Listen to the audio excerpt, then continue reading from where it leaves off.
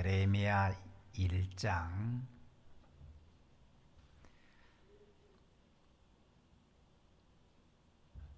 11절 말씀 19절까지입니다. 에레미야 1장 11절입니다. 합독하겠습니다. 여호와의 말씀이 또 내게 임하니라. 이르시되 에레미야야, 내가 무엇을 보느냐 하시매 내가 대답하되 내가 살구나무 가지를 보나이다. 여호와께서 내게 이르시되 내가 잘 보았도다. 이는 내가 내 말을 지켜 그대로 이루려 함이라 하시니라. 여호와의 말씀이 다시 내게 임하니라. 이르시되 내가 무엇을 보느냐? 대답하되 끈 가마를 보나이다. 그 윗면이 북에서부터 기울어졌나이다 하니 여호와께서 내게 이르시되 재앙이 북방에서 일어나 이 땅의 모든 주민들에게 부어지리라. 내가 북방 모든 족속들을 부를 것인즉 그들이 와서 예루살렘 성문 어귀에 각기 자리를 정하고 그 사방 모든 성벽과 유다 모든 성읍들을 치리라. 여호와의 말씀이니라. 무리가 나를 버리고 다른 신들에게 분향하며 자기 손으로 만든 것들에 절하였은즉 내가 나의 심판을 그들에게 선고하여 그들의 모든 죄악을 징계하리라. 그러므로 너는 내 허리를 동이고 일어나 내가 너에게 명령한 바를 다 그들에게 말하라. 그들 때문에 두려워하지 말라. 내가 그 앞에서 두려움을 당하지 않게 하리라. 보라, 내가 오늘 너를 그 온 땅과 유다 왕들과 그 지도자들과 그 제사장들과 그 땅 백성 앞에 견고한 성읍 새기둥 노성벽이 되게 하였은즉 그들이 너를 치나 너를 이기지 못하리니 이는 내가 너와 함께하여 너를 구원할 것임이니라. 여호와의 말이니라. 아멘.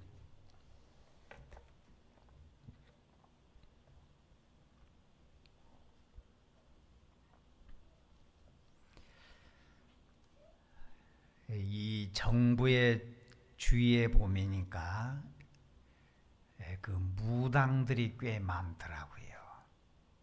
그게 좋은 징조가 아닙니다. 사울 왕이 몰락할 때에는 이 사람이 신접한 자를 찾아갔습니다. 그때부터 사울 왕은 무너져 버리고 맙니다. 여러분, 내 주를 가까이함이 복인 줄 믿습니다. 내 주를 가까이함이 복된 길인 줄 믿습니다. 멀리 보는 지혜는 주께로부터 임하는 것입니다. 여러분, 이 시간 주의 이름을 의지할 때 가장 평화로운 시간 되기를 주의 이름으로 소망합니다. 그 미국의 하이라인 공원이 있습니다.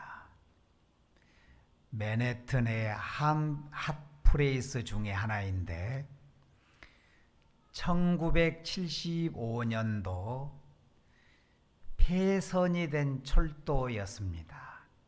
이 폐선이 된 철도를 재활용해서 만든 녹지공원입니다. 주변은 빌딩입니다. 이 하이라인 공원은 도심 재개발의 성공 모델로 꼽혔습니다. 재개발되기 전에는 여기는 무서운 우범지역이었습니다. 밤에는 걸어 다닐 수 없는 무서운 곳이었습니다. 사람들의 발걸음이 거의 없었던 곳이었습니다. 이 뉴욕의 하이라인 공원을 모델로 삼아 만든 곳이 연트럴 파크입니다. 서울 경의선 숲길이라고 하는 곳입니다. 사용하지 않았던 폐철길, 경의선 철길을 따라 다시 형성된 길이 바로 경의선 숲길입니다. 주말이면 수많은 사람들이 찾아오는 공간입니다. 자연스럽게 상권도 회복되고 젊은이들이 모여서 숨쉬는 좋은 장소로 만들어졌습니다. 여러분, 우리의 신앙도 날마다 새로워지기를 주의 이름으로 소망합니다. 에레미야 선지자는 유다의 멸망을 예언했던 선지자입니다. 유다의 멸망을 예언했던 선지자다 보니까 이건 상황이 위기입니다. 그러니 좋은 말을 할 수 없는 거죠. 책망을 전했던 선지자입니다. 이렇게 책망을 전하다 보니까 에레미야 선지자는 인기가 없었습니다. 싫어했습니다. 에레미야는 한 번도 인기를 얻어본 적이 없습니다. 눈물을 흘리며 말씀을 증거했지만은 인기를 얻어보지를 못했던, 싫어했던 선지자입니다. 나라에서도 싫어했고 심지어는 자기의 고향에서도 이 사람은 인기가 없었습니다. 왜 그랬는가?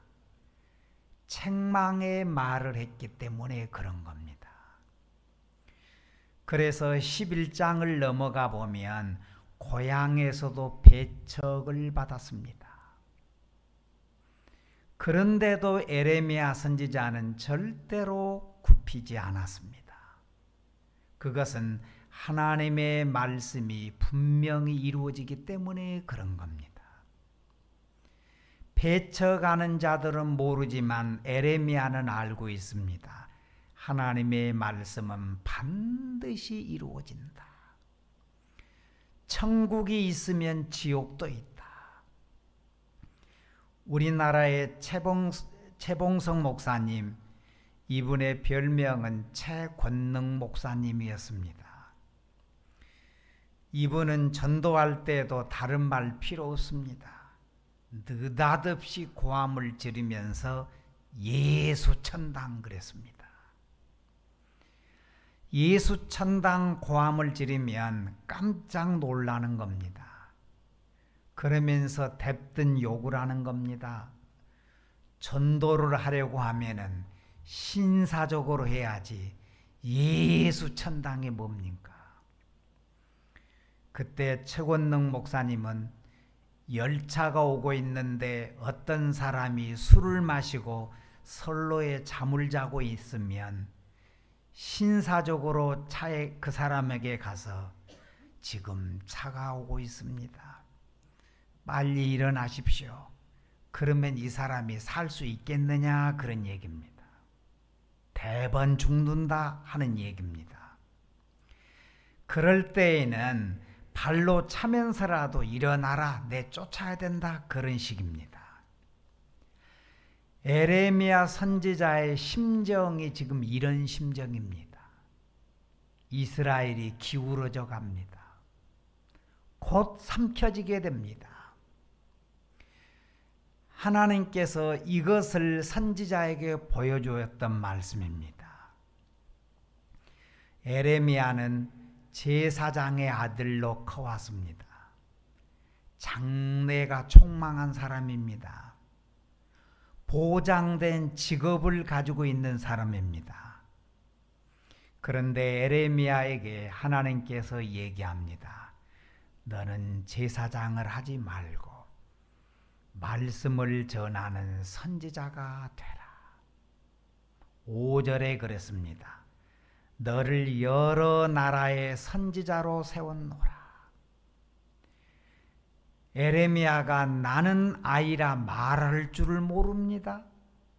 그럴 때 7절에 여호와께서 내게 이르시되 너는 아이라 말하지 말고 내가 너를 누구에게 보내든지 너는 가며 내가 너에게 무엇을 명령하든지 너는 말하니라.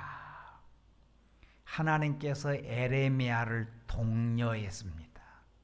힘을 실어 주었습니다. 여러분, 신앙생활은 하나님 편에서 모든 것을 볼 줄 알아야 됩니다. 하나님 편에 있으면 모든 세상의 일들은 그분 앞에서 다 정리될 것입니다. 하나님 편에서 보는 지혜를 가져야 됩니다. 이스라엘 백성들이 가데스 바네아에 왔을 때 모세는 12명의 정탐꾼들을 뽑았습니다. 그들로 하여금 먼저 요단강을 건너가서 그 땅이 어떠한지 살펴오도록 하는 겁니다. 그 중에 두 사람 여호수아와 갈렙은 가서 이렇게 보고를 했습니다. 그곳은 과연적과 꿀이 흐르는 땅입니다. 여호와께서 우리에게 주신 땅이 참으로 아름답습니다. 이제 들어가면 됩니다. 하나님 편에서 보았습니다. 그랬더니 은혜가 되는 겁니다. 확실했습니다. 그런데 믿음이 없었던 10사람은 전혀 다른 소리를 했습니다. 신명기 1장 28절을 보면 성벽이 하늘에 닿았다 그랬어요. 세상에 하늘만큼 높은 성벽이 어디에 있겠습니까? 지레 겁먹은 소리입니다. 과장된 소리입니다. 엄청난 과장을 늘어놓은 겁니다. 그리고 한 소리가 이렇습니다. 안악 자손들은 장사요 그들을 보고 우리를 보니까 우리는 메뚜기 같더라 그랬어요. 한심한 소리를 늘어놓았습니다. 이 사람들은 만사를 불가능하게 본 겁니다. 부정적으로 보았습니다. 이들의 생각 가운데는 하나님이 없습니다. 이것이 큰 병입니다. 여러분, 무엇을 하든지 우리의 생각 가운데서는 나의 보스는 하나님입니다. 여러분, 하나님을 나의 주인으로 믿는 믿음이 있기를 소망합니다. 이런 믿음의 눈을 떠야 됩니다. 믿음의 눈이 어떤 눈인가? 징조를 볼 줄 알아야 됩니다. 하나님의 말씀을 크게 볼 줄 알아야 됩니다. 징조를 보고서 하나님의 역사를 볼 줄 알아야 됩니다. 하나님께서 에레미야 선지자에게 말씀합니다. 에레미야야, 너가 무엇을 보느냐? 내가 살구나무 가지를 보나이다. 살구나무는 성급하다 그런 뜻을 가졌습니다. 그래서 다른 나무들은 아직 모두 말라있는 초봄에 살구나무만 가장 먼저 싹을 틔웁니다. 그리고 꽃을 피웁니다. 살구나무 가지에 물이 오르고 꽃이 피고 터지고 시작하면 이제 얼마 안 있으면 다른 나무들도 겨울잠에서 깨어 일어나겠구나 하는 징조입니다. 살구나무는 봄이 가까이 와 있구나 하는 것을 보여주는 징조입니다. 이 징조는 그 다음에 겨울잠에서 모든 나무들이 깨어날 것이다 하는 시작입니다. 끝이 아니다. 시작의 징조입니다. 구약 성경 인물 중에서 참으로 미련하다 하는 사람을 뽑은다면 바로를 뽑을 수 있습니다. 이 사람은 10가지 재앙을 다 당한 사람입니다. 한꺼번에 10가지 재앙이 왔다면 할 수 없겠지만 그게 아니었습니다. 하나 둘 이런 식이었습니다. 그러면 한 번, 두 번 당했으면 딱 눈치를 채야지요. 그리고 고쳐 먹어야지요. 그런데 10가지 재앙을 다 당합니다. 아주 미련한 사람입니다. 끝까지 고집을 부리고 완악하게 행하다가 10가지 재앙을 이 바로는 다 뒤집어 썼습니다. 한 번, 두 번 당했으면 정신을 차리고 회개하고 고쳐야 되는데 이 사람은 눈치를 채지 못합니다. 그 고집을 부리다가 10가지 재앙을 다 뒤집으시는 그런 미련한 사람이었습니다. 하나님께서 또 에레미야에게 묻습니다. 너가 무엇을 보느냐? 끊는 가마를 보나이다. 그 면이 북에서부터 기울어졌나이다 그랬습니다. 무섭게 부글부글 끓는 가마가 북쪽에서 남쪽으로 기울어졌나이다. 얼마나 무서운 징조입니까? 위험한 징조입니다. 펄펄 끓는 가마솥이 쏟아지면 그건 다 당하는 겁니다. 피할 수가 없습니다. 처음에는 하나님께서 에레미야에게 무엇을 보느냐 물을 때 살구나무를 보나이다 했습니다. 살구나무를 보여주신 이유가 12절에 나옵니다. 여호와께서 내게 이르시되 너가 잘 보았도다. 이는 내가 내 말을 지켜 그대로 이루려 함이니라 하시니라 그랬어요. 반드시 하나님의 말씀은 이루어질 것이다. 이것은 끝이 아니라 징조의 시작이다 그 얘기입니다.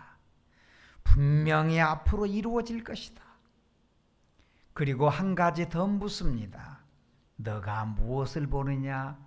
끓은 가마솥을 봅니다. 그런데 그 끓은 가마솥의 면이 북쪽에서 남쪽으로 기울어져 있다 하는 얘기입니다.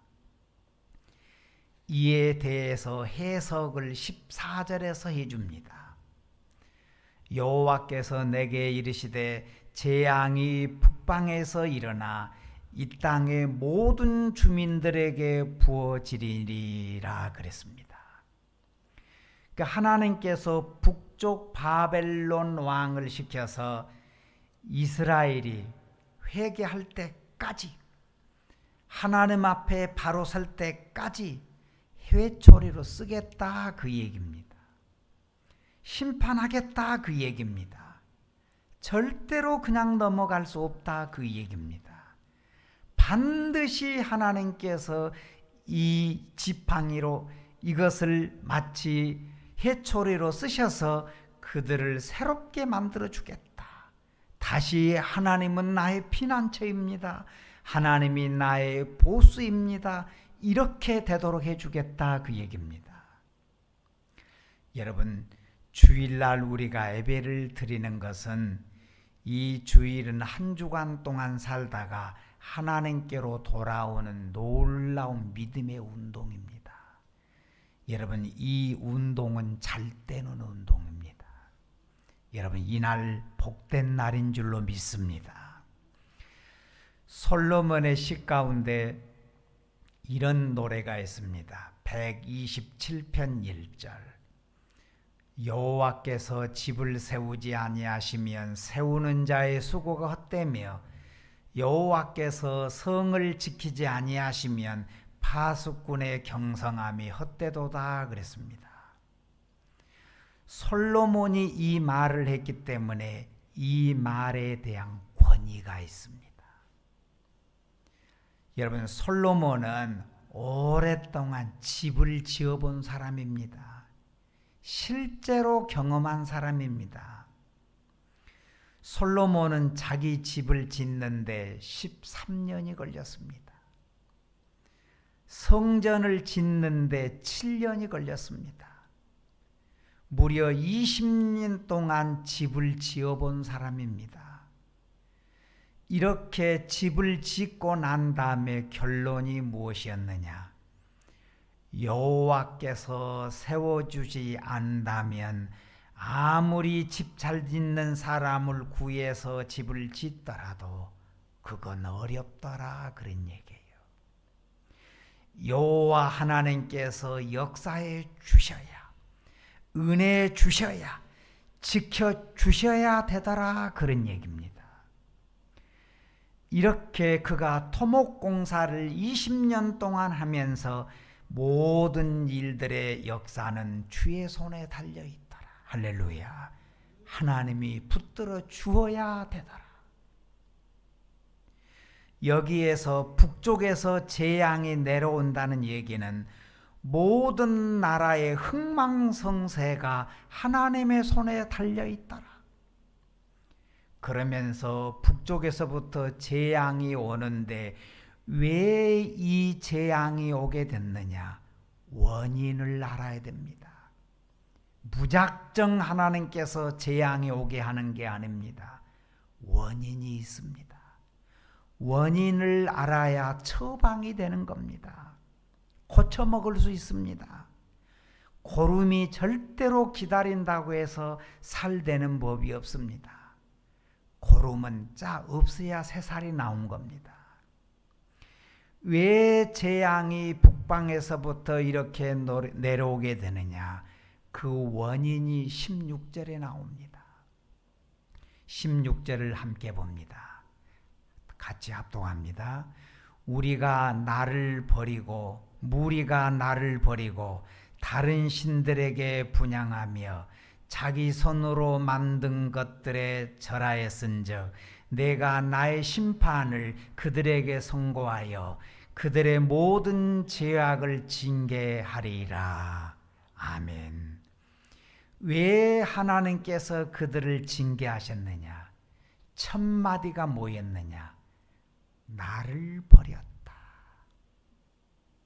사람들이 하나님을 버렸습니다.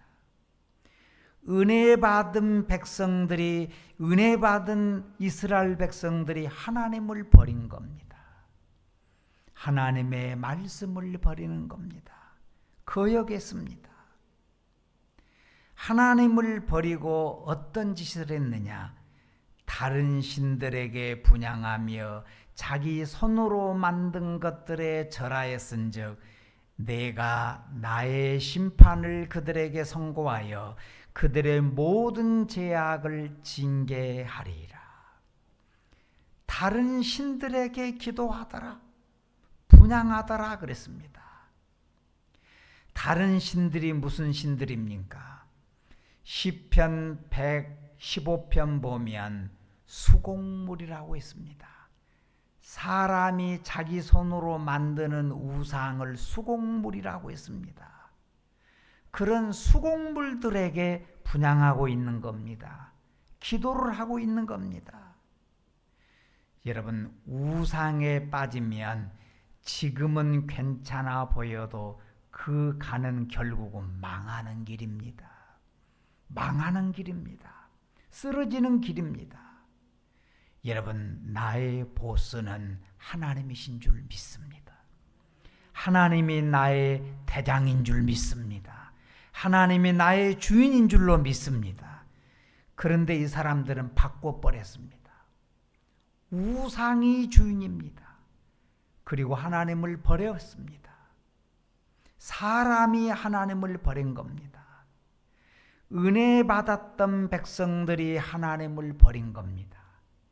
그리고 못된 짓을 하는 겁니다. 우상을 섬겼습니다. 여러분, 우리의 인생에 잘된 일은 하나님 만나는 역사였습니다.